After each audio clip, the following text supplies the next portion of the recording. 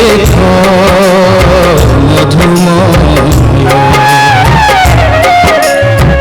ମଧୁର ଝରଣ କରିବ ହରଣ ରେ ମଧୁର ଝରଣ କରିବ ହରଣ ତୋ ପାପ ମରଣ ଭୟ ରେ ତୋ ପାପ ମରଣ ଭୟ ରେ ହେ জীবন।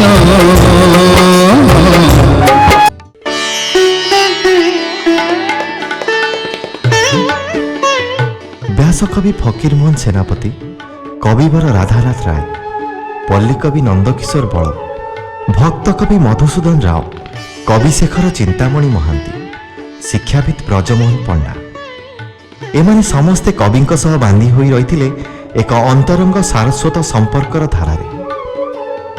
ତତ୍କାଳୀନ ବହୁ କବି ଲେଖକ ଗଙ୍ଗାଧରଙ୍କ କାବ୍ୟ କବିତା ପଢ଼ି ଦେଉଥିଲେ ଉଚ୍ଛ୍ୱସିତ ମତାମତ। ସେମାନେ କବିଙ୍କୁ ଲେଖିଥିବା ହୃଦୟସ୍ପର୍ଶୀ ଚିଠି ସବୁ ଆଜି ବି ସନ୍ତକ ହୋଇ ରହିଛି। ଓଡ଼ିଶାକୁ ଯଦି ସ୍ନେହ କରିବାର ଅନ୍ୟ କୌଣସି କାରଣ ନଥାନ୍ତା, ତାହେଲେ ମୁଁ କେବଳ କବି ଗଙ୍ଗାଧରଙ୍କ ପାଇଁ ହିଁ ଓଡ଼ିଶାକୁ ସ୍ନେହ କରନ୍ତି। ଏ ଉକ୍ତି ଥିଲା କବିବର ରାଧାନାଥ ରାୟଙ୍କର। ସେ ଥିଲେ ଗଙ୍ଗାଧରଙ୍କର ସବୁଠାରୁ ବଡ଼ ପ୍ରେରଣାଦାତା, ଅନ୍ତରଙ୍ଗ କବିବନ୍ଧୁ।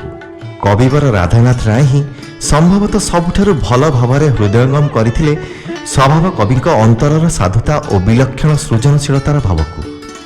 ଗଙ୍ଗାଧର ହେଉଛନ୍ତି ମୋ ହୃଦୟର ରାଜା। କବିଙ୍କ ପାଇଁ ଗୁଣମୁଗ୍ଧ ବାମଣ୍ଡା ରାଜା ସଚିଦାନନ୍ଦ ତ୍ରିଭୁବନ ଦେବଙ୍କର ଏ ଥିଲା ଉକ୍ତି।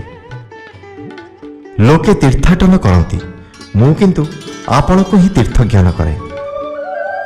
ଏ ଥିଲା ବ୍ରଜମୋହନ ପଣ୍ଡାଙ୍କର କବିଙ୍କ ପ୍ରତି ହୃଦୟର ଭାବ। ହେ ଆଲୋକ ଓ ଅମୃତର କବି, ତୁମକୁ ଆମ ହୃଦୟର ନିରନ୍ତର ପ୍ରଣାମ। ହେ ଅମୃତ ସାଗରର ଉଦ୍ଭାସିତ ବିନ୍ଦୁ, ତୁମେ ଅଛ, ସଦା ରହିଥିବ ଆମ ଚିନ୍ତା ଚେତନାରେ, ଭାବ ଅନୁଭବରେ। ସମୃଦ୍ଧ ଓଡ଼ିଆ ସାହିତ୍ୟର ସ୍ୱାଭାବିକ ଧାରା ଭିତରେ ସଦା ଜୀବିତ। ତୁମର ଏ ସମାଧି ପୀଠରେ ତେଣୁ ଅନ୍ତରାତ୍ମାକୁ ଛୁଇଁ ଛୁଇଁ ଯାଏ ତୁମ ପାଇଁ ପଲ୍ଲୀକବି ନନ୍ଦକିଶୋରଙ୍କର ସେହି ସାର୍ଥକ ପଦଟି। ଭିକ୍ଷୁକ ସଙ୍ଗତେ ନୃପ ମୁକୁଟ ମଣ୍ଡିତ, କାଳବଳେ ହେବେ ସର୍ବେ ଭବୁ ଅନ୍ତର୍ହିତ। କିନ୍ତୁ ତୁମେ ଦିନ କବି ରହିବ ଜୀବିତ, ଯେତେ ଦିନ ଭବେ ଥିବ ଓଡ଼ିଆ ସାହିତ୍ୟ।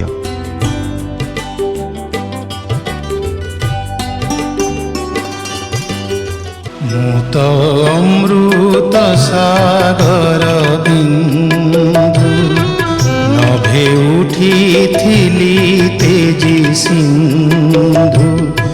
ହସି ମିଶିଛି ଅମୃତ ଧାରେ, ଗତି କରୁଛି ସେ ଅକୁପାରେ। ପଥେ ଶୁଖି ଗଲେ ପାପ ତାପରେ, ହୋଇ ଶିଶିର ଖସିବି ତାପରେ। ଅମୃତମୟ ଅମୃତରୟ ସହିତ ମିଶିବି ସାଗରେ, ସହିତ ମିଶିବି ସାଗରେ, ସହିତ ମିଶିବି ସାଗରେ।